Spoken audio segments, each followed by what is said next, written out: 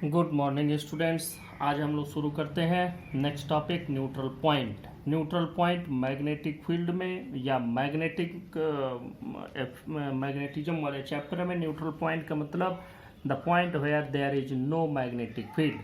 तो देखो magnetic field तो हर जगह है। अर्थ पर अगर आप हैं तो चूंकि earth itself behaves as a magnet, therefore you can't get a point on earth where there is no magnetic field, but artificially we can create such points where we don't get any magnetic field। कैसे बनाते हैं जरा समझो। Neutral point आपको बनाना है। ये मैंने बनाया अर्थ, ये हमने अर्थ बनाया, सिंपल वैसे बनाया अपन ने सुविधा अनुसार, और इसको इस तरह से हमने बनाया कि देखो हम इसको मान लेते हैं नॉर्थ डायरेक्शन। ये जियोग्राफिक नॉर्थ हम है और ये जियोग्राफिक साउथ है जो हम जानते हैं। मैग्नेट अगर लटका दिया है तो मैग्नेट का नॉर्थ पोल जिधर की ओर इंडिकेट करता है वह डायरेक्शन नॉर्थ होती है। मैग्नेट का साउथ पोल जिधर इंडिकेट करता है वह साउथ पोल होता है। ये जियोग्राफी के अकॉर्डिंग भी है और हमारे मैग्नेट के अकॉर्डिंग भी है। लेकिन जो अर्थ के अंदर मैग्नेट भरा हुआ है, अर्थ के अंदर जो मैग्नेट है या अर्थ का जो मैग्नेट इसके अंदर तो रखा नहीं गया, वो तो एक रिसर्च का सब्जेक्ट है कि अर्थ में मैग्नेटिक फील्ड क्यों है।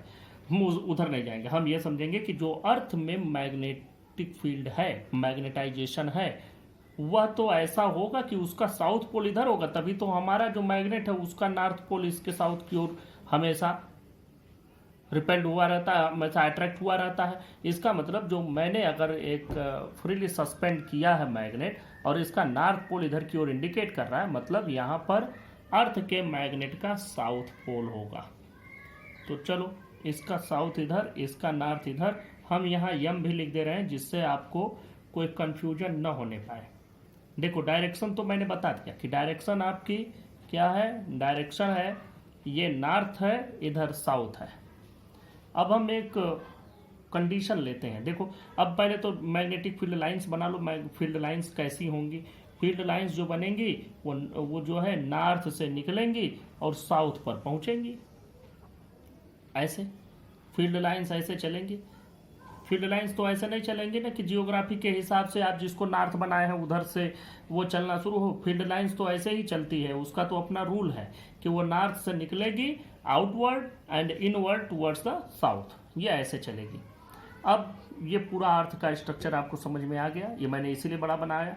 अब देखो हमको समझना क्या है, हमको समझना ये है न्यूट्रल पॉइंट निकालना है।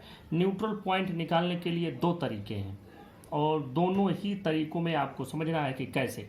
न्यूट्रल पॉइंट एक तो हमको उस जगह पर मिलेगा, जैसे मान लो कि यही टेबल को हम सरफेस मान लें और इसी टेबल के इस पॉइंट पर हमको न्यूट्रल पॉइंट चाहिए, तो हमको यहाँ पर ऐसी व्यवस्था करनी होगी कि अर्थ के मैग्नेटिक फील्ड का हॉरिजॉन्टल पार्ट यहाँ पर होगा कुछ, वह पार्ट हमारे मैग्नेटिक फील्ड से कैंसिल हो जाए। अगर वो इधर की ओर हो 2 टेस्ला, तो हम 2 टेस्ला इधर की ओर प्रोड्यूस कर दें, तो इस जगह पर हम न्यूट्रल पॉइंट पा लेंगे। तो देखो दो तरीके से न्यूट्रल पॉइंट मिलते हैं। अगर हम कोई मैग्नेट किसी भी जगह पर रखते हैं तो हमको न्यूट्रल पॉइंट मिलना ही मिलना है। अब देखो हम एक मैग्नेट रखते हैं जिसका नॉर्थ पोल इसके नॉर्थ की ओर इंडिकेट कर रहा है।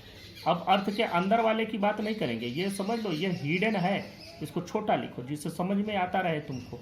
ये हिडन टर्म है कि ये जो है इसका नॉर्थ पोल है, साउथ पोल है, लेकिन ये भी मेन है, तो ये हिडन टर्म। अब मैंने अपना एक मैग्नेट यहाँ पर रख दिया और ऐसा रखा कि हमारे मैग्नेट का जो नॉर्थ है वो नॉर्थ डायरेक्शन की ओर है और साउथ डायरेक्शन की ओर है।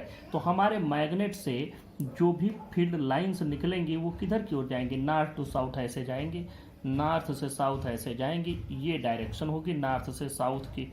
नॉर्थ से निकलेंगी, साउथ में इंटर करेंगे, ये डायरेक्शन आपको मिलेगी। अब देखो हमको कहाँ पर मिलेगा?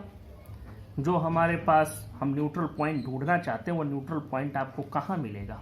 वह न्यूट्रल पॉइंट आप देखें कि दोनों के, जैसे अगर हम यहाँ पर किसी जगह पर ढूंढना चाहेंगे तो हमको नहीं मिलेगा। क्यों नहीं मिलेगा भाई, जरा हम समझें। जो अर्थ का मैग्नेटिक फील्ड लाइंस जा रहा है वो देखो इस डायरेक्शन की ओर है, यहाँ भी इस डायरेक्शन की ओर, मतलब हमारा जो मैग्नेट हमने रखा है अर्थ के सरफेस पर किसी जगह पर, उसके ठीक अपोजिट चल रहा है। तो ये अर्थ वाला जो मैग्नेटिक फील्ड है वो यहाँ से ऐसे आ रहा है, ये इस तरह से जा रहा है। अर्थ का मैग्नेटिक फील्ड इस तरह से ऐसे जा रहा है, इधर से ऐसे जा रहा है। देख लो डायरेक्शन अपोजिट है, यहाँ से ऐसे। ये वही डायरेक्शन हमने बनाई है जो एक्चुअली अभी मैंने बनाया था।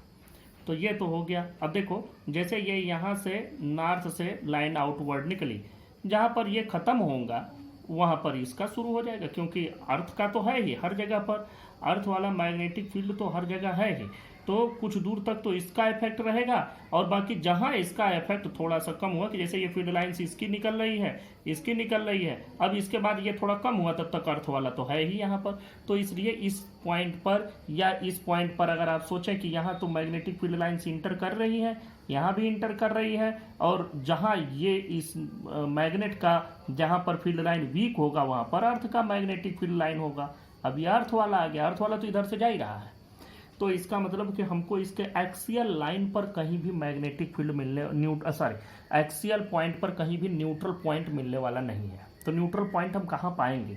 हम न्यूट्रल पॉइंट पाएंगे जहाँ पर magnetic field lines opposite direction में है। देखो इस जगह पर, इस जगह पर, चूंकि इसका मैग्नेटिक फील्ड लाइन्स इधर से इधर की ओर जा रहा है और इसका इधर से इधर जा रहा है। तो इस पर एक तो यहाँ पर फील्ड जो होता है, मैग्नेट का जो फील्ड की इंटेंसिटी होती है वो पोल पर ज़्यादा होता है और पोल से दूर थोड़ा कम होता है, मतलब इस एरिया पर कहीं भी आपको कम मिलेगा। तो यहाँ पर आपको कोई न कोई एक पॉइंट ऐसा मिल जाएगा जहाँ पर इसकी फील्ड लाइन और इसकी फील्ड लाइन एक दूसरे को न्यूट्रलाइज करेगी। न्यूट्रलाइज करने का मतलब जहाँ इसका फील्ड इसके फील्ड के बराबर हो जाएगा। जैसे हो सकता है थोड़ा नज़दीक ही मिले, अगर ये जो मैग्नेट हमने लिया है बड़ा वीक सा मैग्नेट लिया है, वीक सा मैग्नेट लिया है मतलब बड़ा हल्का मैग्नेट है, तो इसकी फील्ड लाइन बहुत दूर तक नहीं होगी। तो फील्ड लाइन जो है कुछ दूर के बाद ये हल्की होती चली जाएगी और इसका फील्ड इसका थोड़ा धीरे धीरे कमज़ोर होता चला जाएगा, तो थोड़ी जल्दी ही नज़दीक ही हमको मिलेगा। अगर ये मैग्नेट बड़ा स्ट्रांग है तो कहीं ना कहीं तो जा करके इसकी फील्ड लाइन ऐसी मिलेगी हमको कि इसकी फील्ड लाइन इस डायरेक्शन से ऐसे जा रही है, ये वीक पड़ जाएगी और फिर यहाँ से ये अर्थ वाला मैग्नेटिक फील्ड लाइन आना शुरू हो जाएगा। तो जहाँ से अर्थ वाला शुरू होगा और इसका ख़त्म होगा वहीं पर हमको न्यूट्रल पॉइंट मिल जाएगा। मतलब हम एक कंक्लूड कर सकते हैं कि when we place a magnet on the any point of surface of earth such that north pole of magnet indicates towards the geographical north of the earth, then we get neutral point at equatorial point of our magnet। हम अपने magnet के equatorial point पर पाएंगे neutral point. अब हम दूसरी case पर चलते हैं। देखो अब हम दूसरे केस पर आ गए। इस केस में हमको कुछ अलग मिला। ये जियोग्राफिकल नॉर्थ है, जियोग्राफिकल साउथ है, और जो अर्थ का अपना मैग्नेट है उसका साउथ पोल इसके जियोग्राफिकल नॉर्थ की ओर होगा और उसका नॉर्थ पोल इस। तो मैग्नेटिक फील्ड लाइंस जो अर्थ के वाली निकलेंगी वो कहाँ से निकलेंगी? नॉर्थ से साउथ, नॉर्थ से साउथ पूरा जाएगा। अब देखो हम अपना मैग्नेट रखते हैं, अब ऐसा रखते हैं मैग्नेट अपना कि हमारे मैग्नेट का साउथ पोल अर्थ के नॉर्थ की ओर है। अर्थ के मैग्नेट की बात मैं नहीं कर रहा, अर्थ के मैग्नेट का क्या है वो तो हम लोग बाद में समझेंगे। देखो हम अपने मैग्नेट का साउथ पोल अर्थ के नॉर्थ की ओर रखे हैं और इस अपने मैग्नेट का नॉर्थ पोल अर्थ के साउथ की ओर रखें। अब अपने मैग्नेट का हम देखें कि फील्ड लाइन कहाँ से निकलेगा? नॉर्थ से निकलेगा, साउथ में जाएगा इस तरह से, और ये नॉर्थ से साउथ की ये डायरेक्शन होगी। अब ये इतनी बात समझ में आ गई। अब हमको यह समझना है कि अर्थ वाले मैग्नेटिक फील्ड का क्या, अर्थ वाला मैग्नेटिक फील्ड कहाँ जा रहा है? अर्थ वाला मैग्नेटिक फील्ड यहाँ से देखो इधर से ऐसे जा रहा है, अर्थ वाला मैग्नेटिक फील्ड इधर से ऐसे जा रहा है इस तरह से।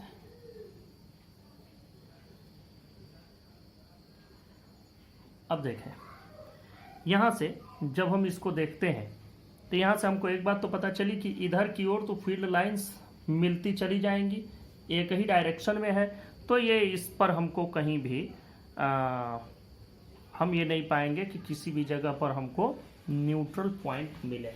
इस पर कहीं नहीं न्यूट्रल पॉइंट, क्योंकि जहाँ इसका वीक होता जाएगा वहाँ इसका तो आ ही जाएगा। इसलिए इस लाइन पर कहीं भी हमको न्यूट्रल पॉइंट नहीं मिलेगा, क्योंकि हर एक डायरेक्शन इसकी एक ही है। इसी तरह इधर भी हम देखें, इसकी डायरेक्शन एक ही है, तो इसलिए ये जहाँ वीक पड़ता जाएगा वहाँ ये अर्थ वाला शुरू हो जाएगा। तो इस पर न्यूट्रल पॉइंट मिलने से रहा, कहीं नहीं मिलेगा। अब बात करते हैं इसके इस तरफ। यहाँ से तो देखो मैग्नेटिक फील्ड लाइंस यहाँ से इधर से निकल रही हैं और यहाँ से भी निकल रही हैं, और यहाँ पर अब ये इंटर हो रही हैं, इस जगह पर इंटर हो रही हैं। तो यहाँ पर मैग्नेटिक फील्ड की डायरेक्शन जो है वो इनवर्ड है, और जो ये वाला मैग्नेटिक फील्ड है इसकी डायरेक्शन है इधर की ओर। तो इसका मतलब कहीं ना कहीं इसका इनवर्ड वाला जहाँ शुरू हो रहा होगा, जहाँ इसका आउटवर्ड वाला ख़त्म हो रहा होगा, इस बीच हमको एक पॉइंट ऐसा मिलेगा कि वहाँ न इनवर्ड होगा न आउटवर्ड होगा, अपोजिट होगा। तो मतलब उस जगह पर हमको न्यूट्रल पॉइंट मिल जाएगा। ऐसे इधर देखो, यहाँ से मैग्नेटिक फील्ड ऐसे चल रहा है, ऐसे चल रहा है, इधर से ऐसे चला जा रहा है। ये मैग्नेटिक फील्ड लाइंस, ये अर्थ वाली मैग्नेटिक फील्ड लाइंस है जो नॉर्थ से साउथ ऐसे चल रही हैं। तो ये चल रही है। ये वाला जो मैग्नेटिक फील्ड लाइंस निकल रहा है ये कैसा है, ये इधर से निकल रहा है, ये इधर से निकल रहा है। हमारा वाला फील्ड लाइन इधर से जा रहा है, अर्थ वाला। अब कहीं ना कहीं ऐसा पॉइंट होगा कि जहाँ पर ये और ये दोनों की वजह से वीक पॉइंट मिलता होगा, और उस जगह पर जैसे ये फील्ड लाइंस बहुत दूर तक जा करके कहीं ना कहीं तो ये वीक हो जाएगी, और वहाँ से इसका शुरुआत होगा। तो जहाँ ये वीक हो रही होगी, यहाँ शुरू हो रहा होगा, उसी जगह पर एक न्यूट्रल पॉइंट मिलेगा जहाँ पर दोनों अपोजिट डायरेक्शन में। तो इस तरह से जब हम अपना जो मैग्नेट रखे हैं उस मैग्नेट का साउथ पोल जियोग्राफिक नॉर्थ को अगर इंडिकेट कर रहा है, तो हम लोग जो न्यूट्रल पॉइंट पाते हैं वो एक्सियल लाइन पर पाते हैं, अपने मैग्नेट के एक्सियल लाइन पर। ये हो गया कि जब ये दोनों कंडीशन में एक पॉइंट में एक्सियल पर पाएंगे, एक पर इक्वेटोरियल पर पाएंगे, दूसरे पर एक्सियल पर पाएंगे। दोनों आपको समझ में आ गया, इसी चीज़ को लिख लेना है। अब अगर किसी और एंगल पर रखोगे तो इन्हीं एक्सियल और इक्वेटोरियल के बीच में कोई पॉइंट मिल जाएगा। इनको लिख लेते हैं, समझ लेते हैं। ये डेफिनेशन हमने लिख दी। Neutral point, the point where the magnetic field due to magnet is equal and opposite to the horizontal component of Earth's magnetic field. The resultant magnetic field at the neutral point is 0. अब हम case 1 लेते हैं। Magnet placed in the magnetic meridian with its north pole pointing north. Pointing north जब लिखे हैं तो यहीं पर लिख दो जियोग्राफिक नॉर्थ। जियोग्राफिक नॉर्थ में समझ में ही नहीं आवे वो जियोग्राफिक और मैग्नेटिक में। जियोग्राफिक नॉर्थ, नॉर्थ का मतलब जियोग्राफिक नॉर्थ। अब हम देखते हैं इसमें कहाँ मिलेगा। तो अगर हम इसका फिगर ड्रा करते हैं, फिगर बड़ा सुंदर सा फिगर आप बना सकते हैं इसके लिए। ये नॉर्थ वाला, नॉर्थ की ओर जैसे पहले हम लोग इसका ये बना लेते हैं, ये हो गया नॉर्थ, ये हो गया साउथ, ये फील्ड लाइंस इसकी निकलेंगी। देखें इसका डेफिनेशन लिख दिया है। In this case neutral points are formed symmetrically on either side of magnet on its equatorial line. ये इक्वेटोरियल लाइन है, आइदर साइड मतलब दोनों साइड में इसके मिलेगा। और जो इसमें आइदर इक्वेटोरियल लाइन पर जो मैग्नेटिक फील्ड की जो वैल्यू आती है वह आपको वैल्यू मिलेगी, लिख देते हैं। देखो, if R equal to distance of neutral point from the centre of magnet, जो ये मैग्नेट हमने रखा है इस मैग्नेट के सेंटर पॉइंट से अगर आर डिस्टेंस पर हमको इक्वेटोरियल लाइन पर मैग्नेटिक न्यूट्रल पॉइंट मिलता है, तो हम लोग वहाँ पर मैग्नेटिक फील्ड इस मैग्नेट से कितना पाएंगे, ये फार्मूला आपके सामने है। Then magnetic field due to the magnet at this point is be equal to μ0/4πm/r² + l² power 3/2। ये इक्वेटोरियल लाइन पर जो आप फार्मूला डिराइव किए थे वही फार्मूला है। अब चूंकि उस जगह पर न्यूट्रल पॉइंट मिल रहा है, इसका मतलब कि अर्थ के मैग्नेटिक फील्ड का हॉरिजॉन्टल कंपोनेंट भी उस जगह पर यही होगा, अपोजिट डायरेक्शन में, तभी तो उस जगह पर न्यूट्रल पॉइंट हमको मिल रहा है। तो इसका मतलब the horizontal component of earth's magnetic field will also be this वे।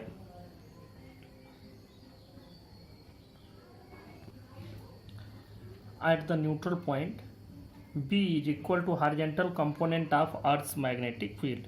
तो B इज इक्वल टू हो जाएगा BH और ये वैल्यू हो गई mu naught by 4 m by R square plus L square power 3/2। अब यहाँ पर हम लोग ये ले सकते हैं एक कंडीशन कि if R is to greater than L then B is equal to BH equal to mu naught by 4 m by R cube.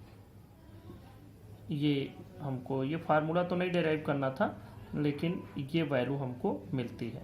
तो अगर अर्थ के हॉरिजॉन्टल कंपोनेंट को पता करना हो तो हम न्यूट्रल पॉइंट से भी पता करते हैं। कोई मैग्नेट रख दिया, अब मैग्नेट पास कंपास ले जा करके चेक करना पड़ेगा कि कहाँ पर मैग्नेटिक फील्ड हमको जीरो मिल रहा है। जहाँ पर मैग्नेटिक फील्ड जीरो मिले उस जगह पर आप क्या कह सकते हैं कि न्यूट्रल पॉइंट है, फिर उसकी डिस्टेंस मेजर कर लो और फिर आप अपने मैग्नेट की तो स्ट्रेंथ आपको पता ही होगी, तो उससे आप ये वैल्यू निकाल करके और ये बता देंगे कि अर्थ के मैग्नेटिक फील्ड का हॉरिजॉन्टल कंपोनेंट भी इस पॉइंट पर यही है। अब सेकंड केस की बात करते हैं। Magnet placed in the magnetic meridian with its north pole pointing south pole of the earth. Earth के साउथ पोल की ओर है। तो अब देखो यहाँ पर हम लोग क्या पाएंगे, जो जियोग्राफिकल नॉर्थ या साउथ है। अब मैग्नेटिक की बात नहीं कर रहे क्योंकि मैग्नेटिक से आप लोग कंफ्यूज होने लगते हैं। देखो यहाँ जो अर्थ का साउथ पोल है, नॉर्थ पोल, दोनों अपोजिट वाले हैं। तो इधर साउथ है तो इसका मतलब ये नॉर्थ वाला जियोग्राफिक इधर है और साउथ जियोग्राफिक इधर है। अब देखो मैग्नेटिक फील्ड लाइंस कहाँ से कहाँ चलेगी, फील्ड लाइंस चलेगी हमेशा नॉर्थ से साउथ, लेकिन अर्थ के मैग्नेट का नॉर्थ इधर की ओर होगा। तो इसका मतलब फील्ड लाइंस यहाँ से ऐसे चल रही होगी, फील्ड लाइंस यहाँ से ऐसे जाएगी।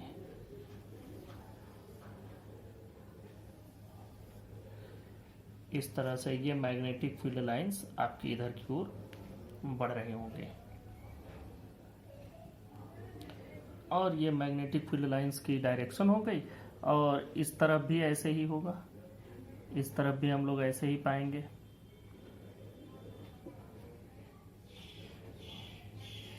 ये डायरेक्शन हो गई। अब देखो जब ये फील्ड लाइंस यहाँ से निकल रही हैं तो यहाँ पर तो इनकी डायरेक्शन इधर से इधर है, ये अर्थ वाले की डायरेक्शन हो गई, ये अर्थ वाले की डायरेक्शन हो गई और ये सभी एक ही डायरेक्शन में है। तो यहाँ पर इस इधर कहीं न्यूट्रल पॉइंट नहीं मिलेगा क्योंकि जहाँ इसका खत्म होगा वहाँ इसका शुरू हो जाएगा। लेकिन यहाँ पर अगर आप देखेंगे तो इस जगह पर जो ये वैल्यू है, ये इसका जो डायरेक्शन वो इधर की ओर है, जबकि इसका डायरेक्शन इनवर्ड है। तो कहीं ना कहीं एक पॉइंट हमको मिलेगा जहाँ पर कि इसका इनवर्ड और इसका आउटवर्ड दोनों एक जगह पर मिल जाएंगे। तो हमको इस पॉइंट पर न्यूट्रल पॉइंट मिलेगा इधर भी, और वैसा ही एक पॉइंट हमको इधर भी मिलेगा। तो हम लोग इसको भी लिख लेते हैं। देखो बिल्कुल सिमिलर इसको भी लिखना है। In this case neutral points are form symmetrically on either side of magnet on its axial line. अब यहाँ एक्सियल लाइन पर हो जाएगा, इस एक्सियल लाइन पर मान लो सेंटर ऑफ मैग्नेट से ये आर डिस्टेंस पर मिलता है। Let R is equal to distance of neutral point from the centre of magnet on its axial line. अब देखो ये भी मालूम है कि magnetic field due to magnet at the neutral point is. अब एक्सियल पॉइंट पर इसके सेंटर से आर डिस्टेंस पर क्या मैग्नेटिक फील्ड होता है यह हम पहले से जानते हैं। ये वैल्यू देखो क्या होता है, mu naught by 4 2 mr/r² minus L square whole square. और ये किसके बराबर होगा, क्योंकि वो न्यूट्रल पॉइंट है, इसका मतलब it will be equal to horizontal component of earth magnetic field BH। तो देखो यहाँ ये कंडीशन लगा देंगे, if r is greater than 2 greater than L then B equal to BH equal to mu naught by 4 2 m/r³। ये formula पहले से derived formula है। इन फार्मूला में कोई हमने ये डिराइव करना होता तो मैं आपको पूरा समझाता। Since the formula is already derived so we have to write it directly. अब हम लोग नेक्स्ट टॉपिक पर बात करते हैं, मैग्नेटिक इंडक्शन। देखो सबसे पहले तो ये समझ लो इंडक्शन क्या होता है। इंडक्शन का मतलब कोई भी इफेक्ट ऐसा प्रोड्यूस करना जो डायरेक्ट फिजिकल कांटेक्ट के बिना हो जाए। विदाउट एनी फिजिकल कांटेक्ट जो भी इफेक्ट प्रोड्यूस किए जाए उनको हम कहते हैं इंडक्शन। अब जैसे कि आप मेरी बातों से बहुत प्रभावित हुए और आपने चाय पीना छोड़ दिया, तो मैंने आपको किसी तरह की कोई दवा नहीं खिलाई चाय पीने की, कोई आपके सर पर थप्पड़ नहीं मारा, मतलब there is no physical contact, बस आप मेरी बातों को सुने, आपके दिमाग में ऐसी बात आई कि चाय नहीं पीना चाहिए। एक आदमी किसी जगह पर गया, कोई बहुत अच्छी स्पीच सुना और उस स्पीच को सुनने के बाद उसने तंबाकू खाना छोड़ दिया, तो वो स्पीच सुनकर के इंड्यूस्ड हो गया, प्रभावित हो गया, प्रेरित हो गया। इंडक्शन का मतलब होता है प्रेरण। हम कहते हैं हमको इनसे बहुत प्रेरणा मिली। प्रेरणा जो मिलती है तो वो प्रेरणा किसी के हाव भाव को देख के, बातों को सुन के, प्रभाव को देख करके ये प्रेरणा मिलती है। तो यही है इंडक्शन। तो मैग्नेटिक इंडक्शन का मतलब हो गया कि अब हम मैग्नेटिक फील्ड को इंड्यूस कर रहे हैं, मतलब without any physical contact we are producing magnetization in a material. उसी को कहते हैं मैग्नेटिक इंडक्शन। कैसे होता है? हम लोग बहुत सिंपल, बहुत पहले से ये चीज़ देखते आ रहे हैं कि जैसे हमारे पास एक स्पीकर है और एक स्क्रू ड्राइवर है। अब स्क्रू ड्राइवर से एक पेज को लगाना है किसी जगह पे, तो क्या किया, स्पीकर पे ऐसे 2-3 बार हमने उसको चला दिया स्क्रू ड्राइवर, तो क्या हुआ, स्क्रू ड्राइवर में थोड़ा सा मैग्नेटाइजेशन आ गया, अब छोटे छोटे स्क्रू को अपनी ओर पकड़ने लगा। तो इस तरह से इंडक्शन आया। अब देखो, ये तो डायरेक्ट फिजिकल कांटेक्ट हो गया। अगर कोई एक मैग्नेटिक फील्ड हो, तो मैग्नेटिक फील्ड कैसे प्रोड्यूस होता है मैं यहाँ आपको बताता हूँ। मान लो कि ये मैग्नेटिक फील्ड है, यहाँ से इस डायरेक्शन में ये मैग्नेटिक फील्ड प्रोड्यूस हुआ। अब इस मैग्नेटिक फील्ड के अंदर अगर हमने कोई भी मटेरियल, मैग्नेटिक फील्ड तो तब प्रोड्यूस होगा जब कहीं यहाँ नॉर्थ पोल और यहाँ साउथ पोल रखा होगा, तभी नॉर्थ टू साउथ ये मैग्नेटिक फील्ड प्रोड्यूस हुआ। अब हम क्या किए कि इस मैग्नेटिक फील्ड के अंदर कोई मटेरियल रख दिए। एक समझो कि एक आयरन का बार रख दिया, आयरन बार एक हमने रख दिया, बार शेप का एक आयरन रख दिया। आप किसी भी शेप का कोई भी मटेरियल ले सकते हो। अब यहाँ हम आयरन का बना हुआ, जनरली ये आयरन में ही प्रोड्यूस होता है, इसके बारे में आगे चर्चा करेंगे। लेकिन पहले समझो कि यहाँ हमने आयरन का एक टुकड़ा रख दिया। अब क्या होगा, देखो यहाँ जो नॉर्थ से साउथ की ओर फील्ड लाइंस जा रही हैं वो यहाँ से इंटर कर रही हैं और फिर यहाँ से बाहर निकल रही हैं। ये फील्ड लाइंस जो हमारी जा रही हैं ये यहाँ से इंटर होकर के यहाँ से बाहर निकल रही हैं। तो देखो, यह हिस्सा वह पोल बनेगा जिसमें मैग्नेटिक फील्ड इंटर करता है। तो मैग्नेटिक फील्ड इंटर किस में करता है, साउथ पोल में, तो यह बन जाएगा south pole. Magnetic field release कहाँ से होता है, एग्जिट कहाँ से होता है, बाहर कहाँ से निकलता है, ये होता है नॉर्थ पोल से, तो ये बन जाएगा नॉर्थ पोल। मैग्नेट के बाहर जो मैग्नेटिक फील्ड लाइंस होती हैं उनकी डायरेक्शन नॉर्थ टू साउथ होती है, तो इसकी डायरेक्शन हो जाएगी, जो यहाँ मैग्नेटिक फील्ड बना इसका, उसकी डायरेक्शन हो जाएगी नॉर्थ टू साउथ ये। लेकिन फील्ड के अंदर मैग्नेटिक फील्ड की डायरेक्शन साउथ टू नॉर्थ रहती है, तो यह इसके अंदर जो मैग्नेटिक फील्ड लाइंस हैं उनकी संख्या अंदर बढ़ जाएगी, जबकि बाहर इसके ये जो एक्सटर्नल फील्ड में जिसमें हमने इस मटेरियल को रखा है वह एक्सटर्नल फील्ड इस डायरेक्शन में है और यह जो इसमें मैग्नेटाइजेशन प्रोड्यूस हुआ, इंड्यूस हुआ, वह इसके अपोजिट डायरेक्शन में, तो यहाँ पर मैग्नेटिक फील्ड थोड़ी सी घट जाएगी लेकिन अंदर फील्ड लाइंस बढ़ जाएंगी। तो जो नंबर ऑफ फील्ड लाइंस इसके अंदर होंगी वो कौन कौन सी फील्ड लाइंस होंगी, वो वही फील्ड लाइंस होंगी जो बाहर वाले एक्सटर्नल फील्ड की लाइनें जो इससे क्रॉस हो रही हैं, प्लस जो इसका अपना फील्ड बना है साउथ टू नॉर्थ, अब वो भी फील्ड लाइंस हो गई।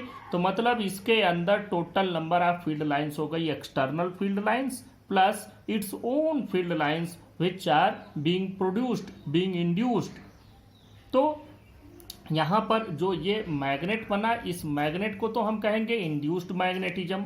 इस पूरे फिनोमेना को कहा जाएगा मैग्नेटिक इंडक्शन। जो इसके अंदर फील्ड लाइनें बनी, जितनी भी मैग्नेटिक फील्ड लाइनें आई वो आई जो बाहर वाली हैं, और जो अपने इस मैग्नेट के, अब ये मैग्नेट बना तो अब इसका अपना भी साउथ टू नॉर्थ होगा, तो प्लस इसमें दोनों मैग्नेटिक फील्ड लाइंस होंगी, उनको हम लोग कहते हैं मैग्नेटिक लाइंस ऑफ इंडक्शन। तो यह आपको वैल्यू यहाँ पर मिली। अब देखो, जो मैग्नेटिक इंडक्शन होता है, इसी फिनोमेना को मैग्नेटिक इंडक्शन कहा गया। यह मैग्नेटिक इंडक्शन एक वेक्टर क्वांटिटी है, इसको यहाँ हमने लिखा भी है, ये एक वेक्टर क्वांटिटी है। वेक्टर क्वांटिटी तो भाई इसकी डायरेक्शन क्या होगी, इसकी डायरेक्शन वही होगी जो मैग्नेटिक लाइंस ऑफ इंडक्शन की डायरेक्शन होती है। तो लाइंस ऑफ इंडक्शन किसको कहा गया, जो इसके अंदर हैं, या इसके अंदर वही लाइंस हैं जो बाहर भी हैं, मतलब जो हमने एक्सटर्नल अप्लाई किया है फील्ड, उसी की डायरेक्शन को हम लोग कहेंगे कि मैग्नेटिक इंडक्शन की डायरेक्शन है। अब इसका एसआई यूनिट आपको पहले से मालूम है, एसआई यूनिट क्या होता है, टेस्ला, या एक और एसआई यूनिट भी हम लोग पढ़ते हैं, वेबर पर मीटर स्क्वायर। तो टेस्ला कहो या वेबर पर मीटर स्क्वायर कहो, दोनों बातें एक ही हैं। इसको हम लोग लिखते हैं, ये डेफिनेशन आप लोग देखें, when a piece of any substance is placed in an external magnetic field, the substance becomes magnetized.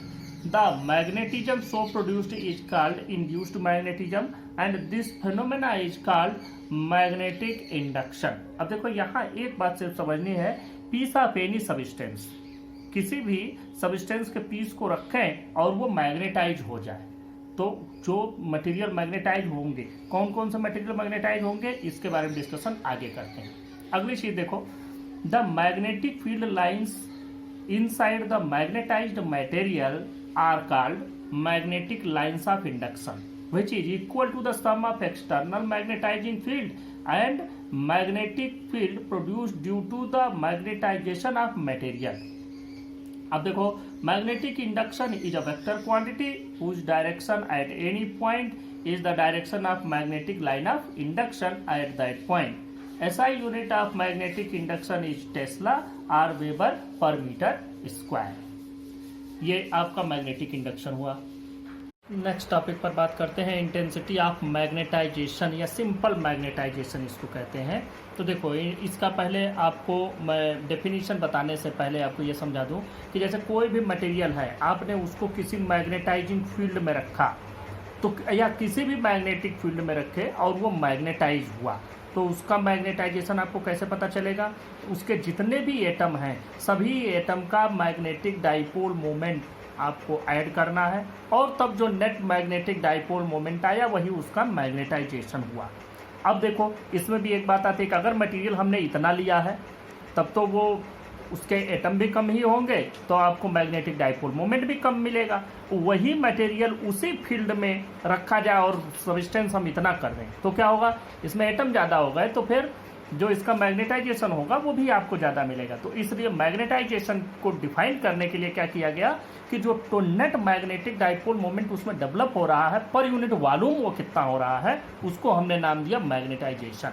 तो देखो, the magnetic moment developed per unit volume of a substance when placed in a magnetizing field is called intensity of magnetization or magnetization. तो ये हो गया magnetic dipole moment, यम, इसको small यम से, इसको capital M से रिप्रेजेंट किया है। Magnetic moment of magnetised substance of volume v and SI unit is ampere per metre, ampere per metre. अब इसी से नेक्स्ट टॉपिक पर बात करते हैं, मैग्नेटिक इंटेंसिटी। यहीं से मैग्नेटिक इंटेंसिटी, मैग्नेटिक इंटेंसिटी या इसको मैग्नेटाइजिंग फील्ड इंटेंसिटी भी बोलते हैं, मैग्नेटाइजिंग फील्ड इंटेंसिटी भी कहा जाता है। सिर्फ इतना ही समझो कि ये क्या चीज़ है। पहले मैग्नेटिक इंटेंसिटी या magnetising field intensity, it is represented by H and it is also vector quantity. इसकी बात समझते हैं कि ये क्या होता है। देखो, किसी भी मैग्नेटिक फील्ड में किसी सब्सटेंस को रखा और वो मैग्नेटाइज हुआ, तो जिस फील्ड में रखा उसकी कितनी कैपेबिलिटी है उसको मैग्नेटाइज करने की, मतलब the capability of a magnetising field to magnetize a substance when placed inside it is called magnetic intensity. देखो, ये मैग्नेटिक फील्ड है, इसमें हमने किसी सब्सटेंस को रखा, वो मैग्नेटाइज हुआ, इसकी क्या कैपेबिलिटी है कि यह इसमें रखे गए किसी मटेरियल को कितना ज़्यादा मैग्नेटाइज करेगा, उसी को हम कहते हैं इस फील्ड की मैग्नेटिक इंटेंसिटी या magnetising field intensity and represented by H। देखो, मान लो कि अब जैसे हमको मैग्नेटिक फील्ड प्रोड्यूस करके उसमें हमको कोई मटेरियल रखना है, तब जा करके उसका मैग्नेटाइजेशन हमको मिलना है। हम लोग क्या करते हैं कि मान लो कि एक सॉलिनॉइड बनाया और या पहले एक वायर लेने, वायर में अगर आप करंट आई फ्लो कराए तो अकॉर्डिंग टू एम्पियर्स लॉ में मैंने आपको समझाया था कि अगर करंट आई इसमें फ्लो कराए तो इसमें फिर मैग्नेटिक फील्ड कितना बनेगा। मैग्नेटिक फील्ड भी हम लोग क्या ले लेते हैं, आई ही ले लेते हैं। यह एम्पियर्स लॉ। अब देखो मैग्नेटिक फील्ड अगर इसी के n टर्न्स हों या n वायर हों या किसी सॉलिनॉइड पर n चक्कर लपेटे गए हों तो कितना हो गया, Ni हो गया। ये मैग्नेटिक फील्ड, ये तो मैग्नेटिक फील्ड यहाँ हुआ इस वायर पर, लेकिन जैसे ही इससे वायर बाहर आप गए, बाहर का एनवायरनमेंट मान लो हमने वैक्यूम लिया है तो बाहर का वैक्यूम क्या करेगा, इस मैग्नेटिक फील्ड को काट करके छोटा कर देगा। कितना छोटा करेगा, वह म्यू नॉट टाइम्स, जितनी इसकी परमिएबिलिटी होगी उतने टाइम्स वह इसको काट के छोटा कर देगा। तो देखो, तो यहाँ पर यह जो बात हमको मिल रही है कि यह मैग्नेटाइजिंग फील्ड यह हमको मिला, तो यह इसकी जो इंटेंसिटी होगी कि यह कितना मैग्नेटाइज करेगा वह किन बातों पर डिपेंड करेगा। पहली बात तो यह बी की जो वैल्यू होगी इसको बी नॉट से हम रिप्रेजेंट करते हैं। बी नॉट से इसलिए रिप्रेजेंट करते हैं कि देयर इज नो एनवायरमेंट या no other medium is vacuum. No medium means vacuum means not means no medium means vacuum. अब बात करते हैं कि ये इसकी वैल्यू किस पर डिपेंड करेगी। यह डिपेंड करेगी n पर और I पर। म्यू नॉट से तो कोई लेना देना ही नहीं है, ये तो कोई और मीडियम रहेगा तो उसका परमिएबिलिटी रख देंगे। तो यहाँ पर यह वैल्यू किस पर डिपेंड करी, बी नॉट की।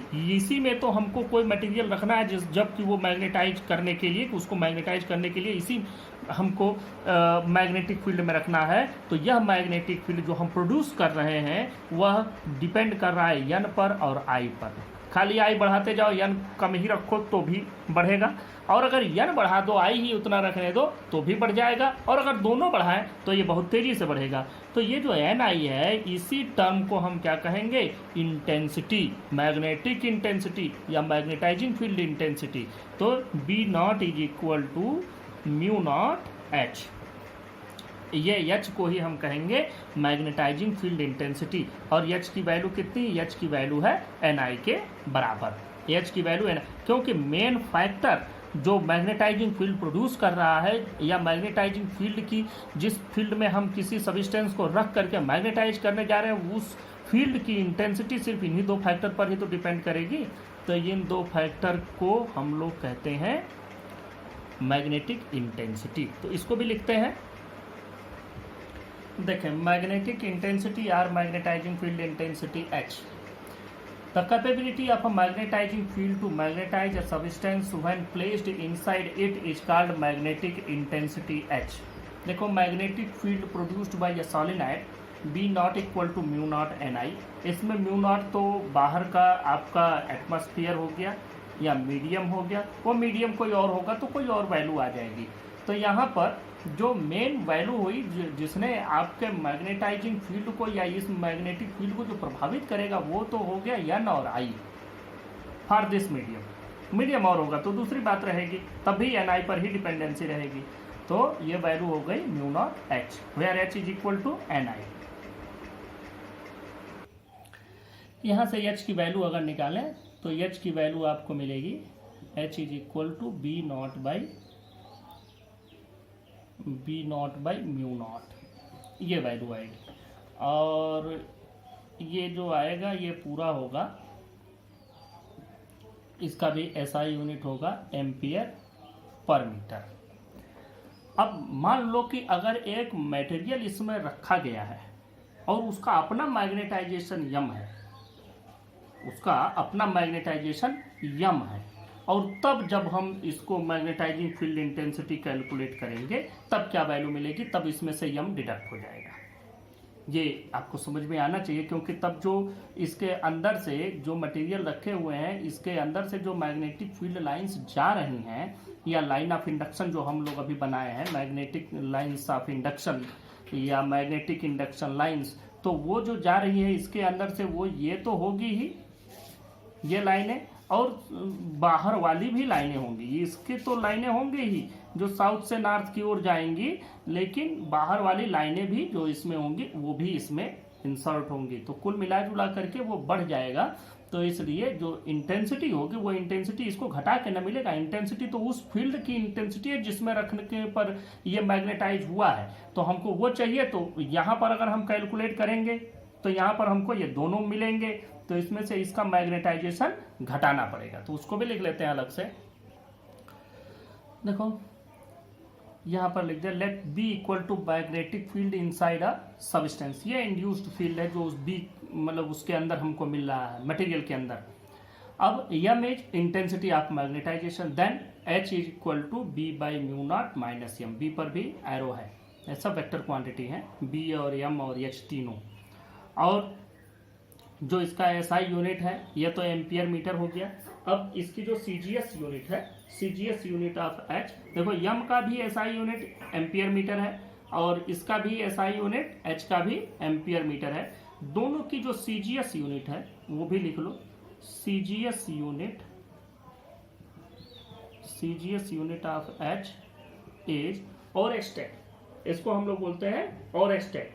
जो इसकी एसआई सॉरी सीजीएस यूनिट है वो आप लोग लिख लीजिए as oersted, CGS unit of H. और यहीं से सीजीएस यूनिट ऑफ बी भी लिखे, CGS unit of M as oersted. दोनों की सीजीएस यूनिट और एक्सटेड है। और एक्सटेड और इसमें एक रिलेशन भी है, वो रिलेशन भी लिख लें जिससे आप लोगों को कोई कंफ्यूजन ना हो कि वन और एक्सटेड कितना होता है। देखो वन और oersted is equal to one gauss divided by mu naught, ये वैल्यू आती है। अब म्यू नॉट की value 4 pi into 10 to the power minus 7 हो जाएगा, क्योंकि म्यू नॉट बाई 4 पाई होता है 10 पावर माइनस 7, तो म्यू नॉट की value 4 pi into 10 to the power minus 7 लिख सकते हैं। और ये जो वैल्यू आती है ये पूरी होती है 80 एम्पियर पर मीटर के बराबर। गाउस को 10 पावर माइनस 4 टेस्ला भी लिख सकते हैं। ये सारी चीजें मैंने मैग्नेटिक फील्ड में ही बता दी थी।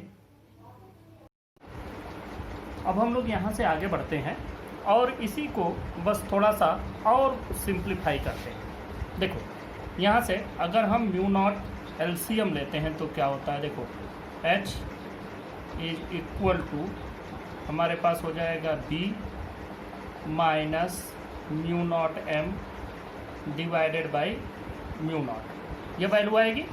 और यहाँ से आप देखें इसका मतलब क्या होगा, mu naught H equal to B minus mu naught M. और बी की वैल्यू क्या हो जाएगी, बी की वैल्यू हो जाएगी mu naught H plus mu naught M. ये भी आपको मिल जाएगा कि जो अगर हम मैग्नेटिक फील्ड में रख दिए हैं तो उसमें जो टोटल मैग्नेटिक फील्ड आएगा वो क्या होगा, ये तो हो गया मैग्नेटाइजिंग फील्ड और ये हो गया आपका अपना मैग्नेटाइज्ड फील्ड, जो मैग्नेटाइजेशन के बाद उसमें फील्ड डेवलप हुई है, मतलब इंड्यूस्ड मैग्नेटिक फील्ड। यहाँ से देखो म्यू नॉट एच की वैल्यू बी नॉट के बराबर है, म्यू नॉट एच की वैल्यू बी नॉट के बराबर है, तो B can also be written as B can also be written as B is equal to हम इसको लिख सकते हैं म्यू नॉट एच को लिख दो बी नॉट प्लस आप इसको लिख सकते हैं म्यू नॉट एम लिख सकते हो, कुछ लोग इसको बी एम भी लिखते हैं, ऐसे अलग अलग तरीके से लिखा जाता है। ऐसे भी लिखते हैं बी एम, ऐसे भी लिखा जाता है। या अच्छा यही है कि आप इसको B naught plus mu naught M ही रहने दीजिए, ये एक तरीका हो गया। एक तरीका और भी लिख सकते हैं यहाँ पर B is equal to mu naught H plus M, ये भी तरीका है। ये तो बस सिंपल आप कॉमन लीजिए। अब इनमें सबका मीनिंग आपको पता होना चाहिए, सारे की मीनिंग मालूम है। यह हो गया net magnetic field inside the given substance, this is the magnetising field and this is the mu naught M is induced magnetic field when placed inside the magnetising field. ये सारी वैल्यूज हो गई। Next topic देखें magnetic permeability, mu. आप लोग पहले भी पढ़े हुए हैं। मैग्नेटिक परमिएबिलिटी किसी भी सबस्टेंस की, किसी भी एटमॉस्फेयर की परमिएबिलिटी हो सकती है। परमिएबिलिटी का मतलब ये हो गया कि यह मैग्नेटिक फील्ड को कितना परमिट करता है, कितना उसको अलाउ करता है, उसी को हम लोग मैग्नेटिक परमिएबिलिटी कहते हैं। और इसको कैसे मेजर किया जाता है देखें, it is a measure of the extent to which a material can be permitted by a magnetic field. अब देखो, it is defined as the ratio of magnetic induction B inside a magnetised substance to the magnetic intensity H of the magnetising field. अब देखो यहाँ B की value, sorry mu की value क्या हो जाएगी, म्यू की वैल्यू इस फार्मूले से ही आपको, इस डेफिनेशन से ही मिला है, बी बाई एच, ये इसकी वैल्यू हो गई। और जो इसकी एसआई यूनिट होती है, एसआई यूनिट इज, अब आप देखें कि एसआई यूनिट जब आप इसकी बनाएंगे तो इसकी तो बनती है टेस्ला। हम लोग मैग्नेटिक फील्ड की एसआई यूनिट जानते हैं टेस्ला, और इसकी यूनिट क्या बनेगी, मीटर पर एम्पियर, इसमें डिवाइडेड बाई हो जाएगा, एम्पियर पर मीटर होता है, तो यहाँ से बनेगा टेस्ला मीटर, टेस्ला मीटर पर एम्पियर। आर एक दूसरा भी आप इस पर लिख सकते हैं कि newton per ampere square, newton per ampere square. These are the two units, both can be taken as SI unit and both are the SI unit. एक और भी लिख सकते हैं कि वेबर पर एम्पियर मीटर, ये भी आप लिख सकते हैं, or weber per ampere metre. Or these are the SI units of magnetic permeability. अब हम लोग चलते हैं, यहीं से जब आपने मैग्नेटिक परमिएबिलिटी डिफाइन कर ली है तो अब हम बात कर लेते हैं कि what will be the relative permeability. तो देखो, ये जो मैग्नेटिक परमिएबिलिटी आई और रिलेटिव परमिएबिलिटी जो मिलेगी, वो जैसे हम लोग जब रिलेटिव पढ़ते हैं तो वैक्यूम के रिलेटिव पढ़ लेते हैं। तो देखो, the relative magnetic permeability of a substance is the ratio of the magnetic permeability of the substance to the ratio of to the permeability of free space. देखो, किसी भी चीज़ का अगर हमको चाहिए रिलेटिव परमिएबिलिटी, तो म्यू आर उस का रिलेटिव परमिएबिलिटी क्या हो जाएगा, उसकी permeability divided by permeability of free space. तो इससे हमको इस मटेरियल का, इस एटमॉस्फेयर का हमको, या इस मीडियम का रिलेटिव परमिएबिलिटी मिल जाएगा। तो इसको भी लिख लेते हैं, relative permeability, the ratio of magnetic permeability of substance to the permeability of free space। देखो, mu r is equal to mu means permeability of the substance or medium divided by permeability of free space mu naught। और ये एक dimensionless quantity है, और mu r की value जो relative permeability होती है, इट इज 1 पर वैक्यूम, क्योंकि अगर आप वैक्यूम के लिए लेंगे तो ऊपर भी म्यू नॉट हो जाएगा, नीचे भी म्यू नॉट हो जाएगा, तो इसकी रिलेटिव परमिएबिलिटी क्या आएगी, 1 will be the relative permeability of free space और vacuum. Next topic, magnetic susceptibility. ये साई एम है, साई एम, तो पढ़ते हैं साई, और इसको इसकी स्पेलिंग है चाई, CHI लिखते हैं, और इसको पढ़ते हैं साई, प्रोनाउंस करते हैं साई। तो देखो, ये psi M represent magnetic susceptibility. Susceptibility की मीनिंग सिर्फ समझ लो, बाकी तुमको समझ में आ जाएगा। मीनिंग समझो, 2 लोग थे, दोनों एक साथ किसी ठंडी जगह पर घूमने गए, और एक आदमी जब घूम करके आया तो उसको सर्दी हो गया और दूसरे को नहीं हुआ। तो जिसको ठंड लग गई, जिसको सर्दी हो गई, फीवर हो गया, उसको हम क्या कहेंगे कि this person is more susceptible for cold, मतलब कि यह ठंड के लिए ज़्यादा संवेदनशील है। ठंड इसको लगी, सर्दी जुकाम बुखार हो गया। तो यही चीज़ है कि किसी मैग्नेटिक फील्ड में किसी मटेरियल को रख रहे हैं, तो वह कितना ज़्यादा मैग्नेटाइज, वह कितना आसानी से मैग्नेटाइज हुआ, उसी को कहेंगे उसकी ससेप्टिबिलिटी। अगर बहुत आसानी से मैग्नेटाइज हो गया, मतलब उसमें मैग्नेटाइजेशन ज़्यादा हुआ, तो हम कहेंगे इट इज़ मोर ससेप्टिबल, और अगर उसमें मैग्नेटाइजेशन कम हुआ तो हम कहेंगे इट इज़ लेस ससेप्टिबल। तो मतलब वो मैग्नेटिक फील्ड के लिए कम संवेदनशील है या ज़्यादा संवेदनशील है। तो पहले हम लोग इसको लिखते हैं कि ये पहले हम लोग लिख लें क्या है। देखो, इसकी डेफिनेशन हमने लिखी, it is a measure of how easily a substance is magnetised in a magnetising field. देखो, जो मैग्नेटाइजेशन होता है, मैग्नेटाइजेशन किसी भी चीज़ का जो मैग्नेटाइजेशन यम होता है यह किस पर डिपेंड करता है?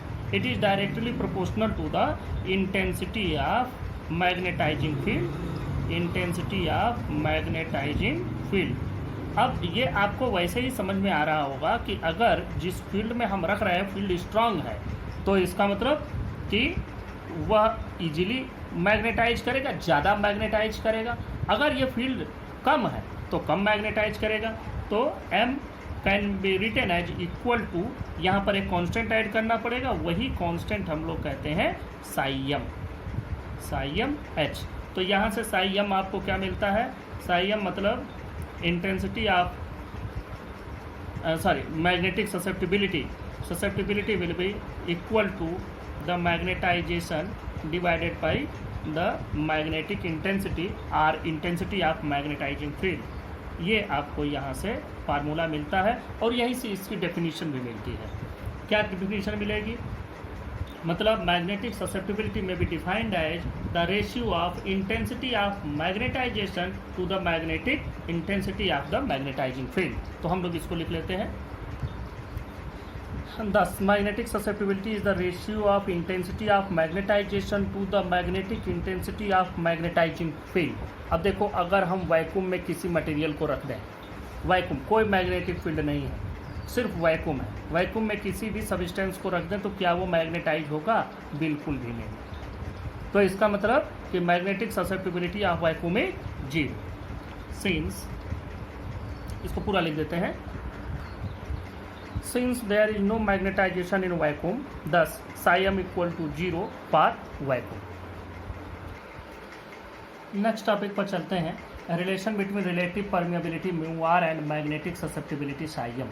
देखो, इसके लिए हम लोग करते क्या है कि एक मैग्नेटाइजिंग फील्ड ले लेते हैं, हम मान लेते हैं उसको बी नॉट, और फिर क्या करते हैं उसमें एक मटेरियल रख देते हैं, उस मटेरियल में कुछ मैग्नेटाइजेशन हुआ, वो जो मैग्नेटाइजेशन हुआ उससे कुछ मैग्नेटिक फील्ड जो डेवलप हुआ वह उसके अंदर जो टोटल मैग्नेटिक फील्ड वो क्या होगा?